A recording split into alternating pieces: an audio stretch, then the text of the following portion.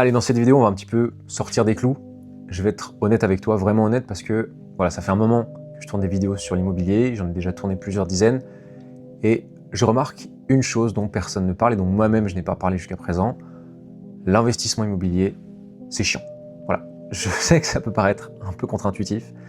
Je ne parle pas de l'idée d'investir, l'idée en elle-même, c'est excitant de se dire qu'on va pouvoir construire du patrimoine, qu'on va se créer des revenus complémentaires, qu'on va préparer son avenir financier, sa retraite, qu'on va transmettre quelque chose à ses enfants.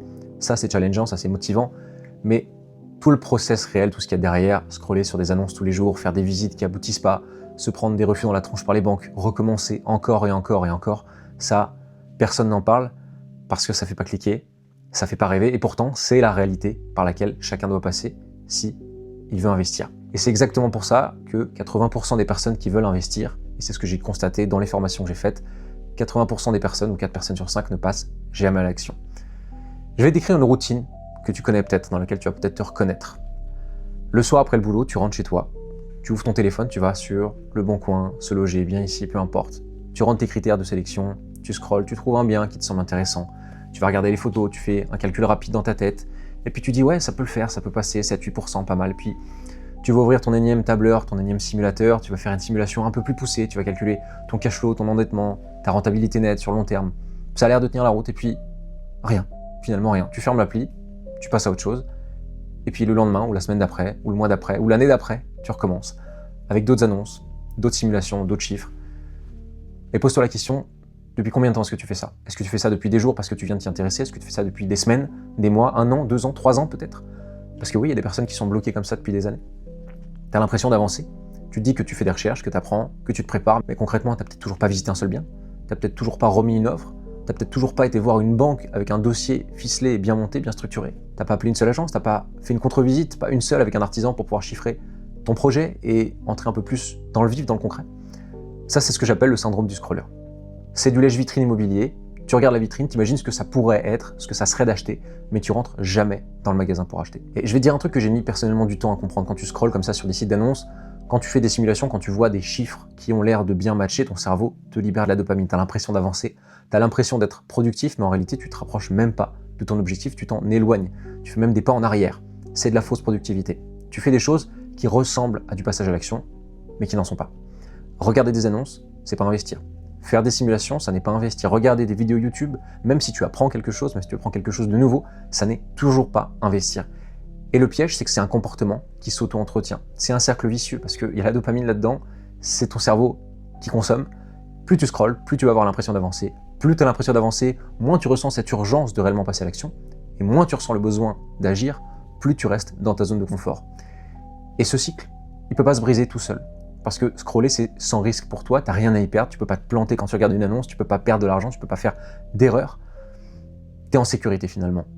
Par contre, le jour où tu appelles une agence, le jour où tu visites un bien, le jour où tu remets une offre, où tu t'exposes d'une manière ou d'une autre, tu t'exposes au rejet, au refus, à l'erreur, au jugement des autres, et le cerveau par nature déteste ça, ce jour-là, tu commences réellement à poser la première pierre et à avancer. Avant qu'on continue, si tu souhaites en savoir plus sur l'immobilier locatif, je t'ai fait une formation totalement gratuite de plus d'1 heure et demie pour apprendre à acquérir ton premier bien rentable sans faire d'erreur dans les 100 prochains jours. Le lien est en description. Sur ce, on continue. Donc c'est là que je veux te dire quelque chose d'important. L'investissement immobilier, c'est une tâche simple, souvent chiante, mais qu'il faut faire encore et encore, c'est répétitif. Analyser des annonces, appeler des agences, faire des visites, se prendre des refus, recommencer encore et encore. Et quand tu n'auras plus envie de le faire, parce que tu penseras que le marché n'est pas bon, que c'est pas pour toi, que tu n'as pas sur le bon secteur, il faudra continuer de le faire. Et c'est ça la réalité du terrain, c'est pas glamour, ça fait pas rêver, ça fait pas vendre, ça fait pas cliquer, mais c'est la vérité. Et je vais te dire à quel moment précis les gens abandonnent, c'est le moment où tu te dis je dois faire cette tâche chiante, donc je la repousse parce que j'ai la flemme. C'est à ce moment précis que tu abandonnes sans même t'en rendre compte. Et si tu abandonnes, généralement, tu reviendras jamais. C'est pareil pour tout. C'est vrai pour la salle de sport, par exemple. Tu dois y aller à la même heure, faire les mêmes exercices sur les mêmes machines, encore et encore. Et si un jour tu te dis aujourd'hui j'ai la flemme parce que j'ai pas l'énergie, et que tu ne le fais pas, que tu casses ta routine, que tu casses ta discipline que tu as construite, en fait, tu reviendras jamais à cette routine, ou alors ça te demandera un effort beaucoup plus dur que le premier effort que tu as pris pour pouvoir atteindre cette routine. C'est trop dur de revenir. Quand on a vu qu'il y avait une autre possibilité qui était beaucoup plus simple, sans effort, on revient pas en arrière. Vraiment, ça demande une énergie folle de se relancer à nouveau dans le rythme, et j'en sais quelque chose. Maintenant, toutes les personnes qui ont le plus des résultats que je connaisse, vraiment, ce sont des personnes qui ont développé cette capacité à faire quelque chose d'extrêmement ennuyeux, encore et encore. Et ne pense pas que parce que tu vas te lancer dans l'immobilier, tout ce que tu vas faire sera passionnant. Ça, c'est des conneries. Quand on veut que ça fonctionne, à un moment donné, il faut se faire chier, il faut se tuer à la tâche, il faut se faire suer, il faut que ça nous emmerde, il faut faire une tâche, plusieurs tâches, les mêmes encore et encore et ne jamais s'arrêter avant que ça fonctionne. Et ceux qui arrivent à continuer à travailler, à être disciplinés dans les trucs les plus chiants de la vie et les plus ennuyeux, ce sont ceux qui arrivent à réussir. Et c'est vraiment le facteur qui, à mon sens, fait une énorme différence. La discipline, je l'ai déjà dit dans plusieurs vidéos, c'est le contraire de la motivation, et je le redis, c'est important. La motivation, ça repose sur quelque chose de matériel, ou d'immatériel, ou de passager, mais ça repose sur un concept, une notion, ou une personne, peu importe. C'est un prétexte à se trouver des excuses pour ne pas y aller, pour ne pas continuer. Alors qu'au contraire, la discipline, c'est faire les choses sans comprendre pourquoi on les fait, sans avoir forcément l'envie de les faire, mais les faire et savoir que ça aura un impact à un moment donné, à moyen ou long terme. Et je vais te dire encore un truc très clair, plus tu consommes d'informations, plus tu consommes de contenu sur l'immobilier, moins tu passes à l'action. Ça peut paraître contre-intuitif, mais c'est comme ça. Tu te dis, je vais regarder encore une vidéo, encore un article, encore apprendre quelque chose, et là, je serai enfin prêt. Sauf que ça marche pas comme ça. L'information, sans action, ça devient simplement de la procrastination déguisée. Tu te mens à toi-même, tu te caches derrière l'apprentissage pour éviter de te confronter au réel. Alors maintenant, tu vas me demander, comment est-ce que tu brises ce cycle?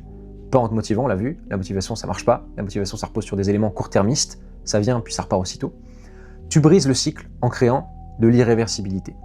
Je m'explique, c'est-à-dire que tu vas te fixer des objectifs et des deadlines, et tu vas faire des actions qui vont faire que tu ne pourras plus revenir en arrière. Pour ça, première technique, dont j'ai déjà parlé, mais j'en reparle aujourd'hui, première technique, t'engager auprès de quelqu'un. N'importe qui, un ami, un membre de ta famille, un collègue, peu importe, tu lui dis que tu vas visiter un bien avant telle date, avant la fin de la semaine, avant la fin du mois. Et quand tu t'engages publiquement auprès de quelqu'un, tu crées une pression sociale sur tes épaules. C'est-à-dire que quand tu as quelqu'un à qui rendre des comptes, entre guillemets, c'est plus dur de te défiler parce que tu vas lui dire cette chose, tu vas t'y tenir, et quand elle va te demander, au fait, tu m'as dit que tu étais allé visiter un bien, t'en es où? Si tu n'as pas visité, forcément, tu vas te sentir mal. Et tu vas avoir cette pression sociale qui va revenir sur tes épaules. Deuxième technique, l'action minimale irréversible. Trouve l'action, la prochaine action, la plus petite quelle qu'elle soit, mais l'action qui t'engage vraiment à passer à l'action, à faire quelque chose. Pas regarder des annonces, pas scroller, ça c'est réversible. Tu cherches une action vraiment qui t'engage. Fermer cette vidéo, fermer ton ordinateur, appeler une agence, fixer une date pour faire une visite, faire la visite, remettre une offre, même si c'est pas le bon bien, juste pour apprendre, pour te confronter au réel. Troisième technique, te fixer des limites, et ça va avec les deux autres, te fixer des limites non négociables. Tu te donnes une deadline, une date butoir, tu te dis, allez, le 31 de tel mois, ou le week-end prochain, ou dans 2 mois, j'aurai au moins remis 3 offres, ou j'aurai au moins visité 3 biens. Tu l'écris, tu l'affiches quelque part, tu le mets, peu importe, en fond d'écran sur ton téléphone, sur ton ordinateur. Sans deadline, tu peux repousser indéfiniment tout ce que tu veux faire, et forcément, si tu peux repousser indéfiniment tout ce que tu veux faire, eh ben, tu t'y tiendras jamais, et tu franchiras jamais le cap. Quatrième technique, c'est de te trouver un guide. La procrastination, elle prospère quand tu es seul. Quand tu es seul face à tes doutes, face à des décisions importantes, tu vas tourner en rond et plus savoir quoi faire.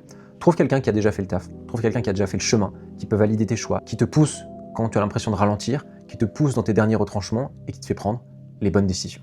Enfin, dernier point très important que je voulais mentionner ici, le scroll, les simulations, les recherches, à l'infini, tout ça, c'est confortable, mais le confort, c'est l'ennemi numéro 1 de la progression. Plus tu restes dans ta zone de confort, moins tu progresseras et plus au contraire tu régresseras. Tu peux passer encore des mois, 2 ans, 3 ans, 5 ans à scroller sur des sites d'annonces, à faire des simulations, à te dire un jour j'investirai. Personne ne viendra te chercher pour le faire à ta place. Et personne ne décidera pour toi. C'est ta seule et unique décision et cette décision, elle ne se prend pas un jour, elle se prend maintenant, tout de suite, pas demain, pas la semaine prochaine, pas le mois suivant, pas dans un an, maintenant. Et je veux que tu comprennes que tout ce qui est nouveau est par essence excitant, tout ce qui n'est plus nouveau, ça devient chiant. Mais le succès, ça se trouve dans la répétition d'un truc chiant jusqu'à ce que ça marche. Et ça, c'est la seule vérité que personne ne te dit et c'est la seule qui compte et que tu dois retenir. Si cette vidéo t'a aidé à comprendre pourquoi tu es encore coincé, tout ce qui te reste à faire, c'est de passer à l'action maintenant, tout de suite. Tu peux m'envoyer un message directement sur WhatsApp pour qu'on puisse établir ensemble un plan d'action personnalisé, clair, vraiment sur mesure, adapté à toi, à ta situation, pour enfin débloquer la routine contre-productive dans laquelle tu te trouves et qui te mène nulle part. On peut également discuter de ton projet avec grand plaisir. On peut discuter de tes problématiques, je verrai comment je peux t'aider. Le lien est en description, il suffit simplement de cliquer, ça t'ouvrira directement une conversation privée en one-one avec moi. Dans tous les cas, ça sera un premier pas concret, ça sera peut-être un petit pas pour toi, mais ça sera un pas réel, et après tu feras le suivant, et ainsi de suite, jusqu'à atteindre tes objectifs. Sur ce, je te souhaite de passer une très bonne journée, on se dit à la prochaine.